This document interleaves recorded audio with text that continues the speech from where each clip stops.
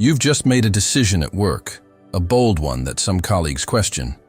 They approach you with raised eyebrows and skeptical expressions, demanding explanations, justifications, detailed breakdowns of your reasoning.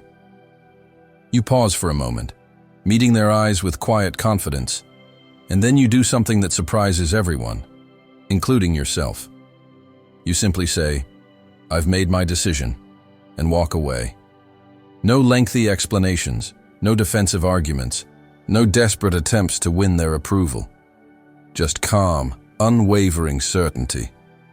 In that moment, you've discovered something Arthur Schopenhauer understood centuries ago. True power never explains itself.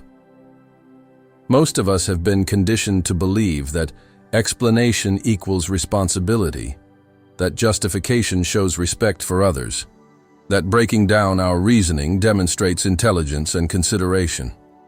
We've been taught that good leaders explain their decisions, that mature adults provide rationales for their choices, that confident people share their thought processes. But Schopenhauer, the philosopher who understood human nature's darkest corners, knew something most people never realize. The moment you start explaining yourself, you've already given away your power. Think about the people in your life who command the most respect and influence. The boss who simply states what needs to be done without elaborating on why. The friend whose opinions carry weight precisely because they're offered sparingly and without justification. The parent whose "because I said so" carried more authority than any detailed explanation ever could. These people understand something fundamental about human psychology. Explanations often weaken the very position they're meant to strengthen. When you explain yourself, you're implicitly asking for permission. You're seeking validation, approval, understanding. You're essentially saying, "Please agree with me so I can feel confident about this decision." But power doesn't ask permission. Authority doesn't seek validation. True confidence doesn't require external approval to exist. The person who needs others to understand their choices hasn't yet learned to trust their own judgment completely. Schopenhauer wrote extensively about the will, that driving force behind all human action and desire. He understood that most people are driven by an almost compulsive need to be understood, to have their choices validated by others. This need, he argued, comes from a fundamental insecurity about our own judgment. We explain ourselves because we're not entirely convinced we're right. We justify our actions because we secretly fear they might be wrong. We over-elaborate because we're trying to convince ourselves as much as others. The truly powerful person has moved beyond this need. They've developed what Schopenhauer would call inner conviction, a deep trust in their own judgment that doesn't require external validation. When you know you're right, when you've thought through a decision carefully and arrived at a conclusion that aligns with your values and goals, why would you need others to approve? Their understanding becomes irrelevant to your certainty. Consider how this plays out in everyday interactions. The person who constantly explains their choices, why they chose that restaurant, why they're wearing that outfit, why they made that comment, reveals their deep need for social approval. They're essentially outsourcing their self-worth to others' opinions. Every explanation is a small surrender of personal authority, a tiny admission that they're not entirely sure of themselves. But watch what happens when someone states their position without explanation. There's an immediate shift in the dynamic. People lean in, they pay attention.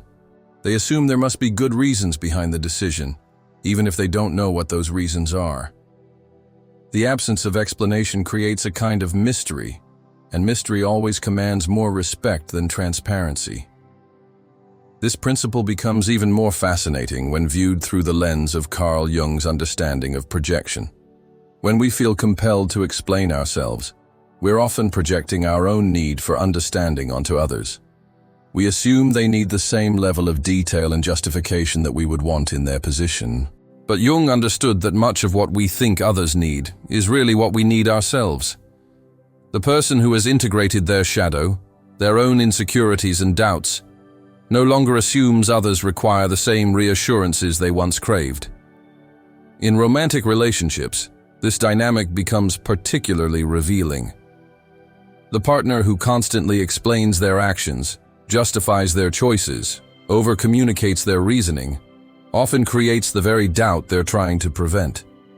Their explanations suggest there might be something to explain, something questionable about their behavior.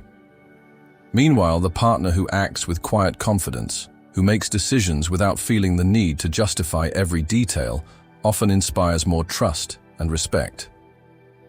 This doesn't mean being secretive or withholding information maliciously. It means distinguishing between necessary communication and compulsive explanation. Sharing relevant information with people who need it for practical purposes is different from seeking validation through elaborate justifications. The powerful person shares what others need to know to do their job or fulfill their role, but they don't share their internal decision-making process unless specifically asked, and even then, they're selective. The workplace offers countless examples of this principle in action. The manager who announces a new policy and then launches into a 20-minute explanation of their reasoning often finds their authority questioned more than the manager who simply states what's changing and when. Over-explanation suggests uncertainty. It implies that the decision might be wrong and needs defending. It opens the door to endless debates and challenges that could have been avoided with simple, clear direction. Schopenhauer understood that humans are naturally inclined to question what appears uncertain and accept what appears absolute. When you present your decisions as final conclusions rather than works in progress, people are more likely to accept them without challenge. When you offer your choices as established facts rather than debatable positions, others naturally adjust their behavior accordingly. This psychological principle extends beyond individual interactions into broader social dynamics. Leaders throughout history who commanded the most respect rarely felt the need to justify every decision to their followers. They understood that constant explanation erodes the very authority that makes leadership possible. They knew that some decisions, once made, need to be accepted rather than understood. But here's where Schopenhauer's wisdom becomes especially nuanced. He wasn't advocating for arbitrary or thoughtless decision-making. The person who never explains themselves must have done the explaining to themselves first. They must have thoroughly examined their reasoning, considered alternatives, weighed consequences. The power comes not from thoughtless action, but from complete internal conviction that makes external validation unnecessary. This internal process is where the real work happens. Before you can stop explaining yourself to others, you must become completely honest with yourself. You must develop the ability to examine your own motivations, understand your own biases, and arrive at decisions that genuinely align with your deepest values and clearest thinking. Only then can you act with the kind of quiet confidence that requires no justification. The person who has mastered this principle becomes like a mountain, solid, unmovable, present without needing to announce its presence. They don't need to explain why they're there or justify their position. They simply are, and their being speaks for itself. Others navigate around them, accommodate their presence, respect their boundaries, not because they understand all the reasons, but because the mountain's certainty about its own position is absolutely convincing. In our hyper-connected, over-communicative world, this kind of selective silence becomes even more powerful. We're surrounded by people desperately trying to justify every opinion, explain every choice, defend every decision. The person who can state their position clearly and then simply move forward stands out like a lighthouse in a storm. They become a reference point of stability in a sea of endless explanation and justification. This isn't about being cold or dismissive. It's about understanding the difference between communication and compulsion. Healthy relationships and effective leadership require clear communication about expectations, boundaries, and important information. But they don't require you to open your decision-making process to public examination every time you make a choice. As you go through your week, notice how often you feel compelled to explain yourself. Notice when those explanations are truly necessary for others to understand their roles or responsibilities, and when they're really just seeking approval or validation. Notice how people react differently when you state something with quiet conviction versus when you offer it as a tentative suggestion wrapped in elaborate justification. What would change in your relationships, your career, your sense of self, if you trusted your own judgment enough to act on it, without needing others to validate your reasoning? What would happen to your influence and authority if people had to respect your decisions based on their outcomes, rather than their explanations?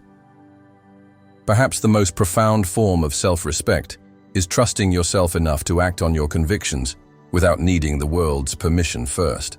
After all, the mountain doesn't explain why it's tall, it simply reaches toward the sky.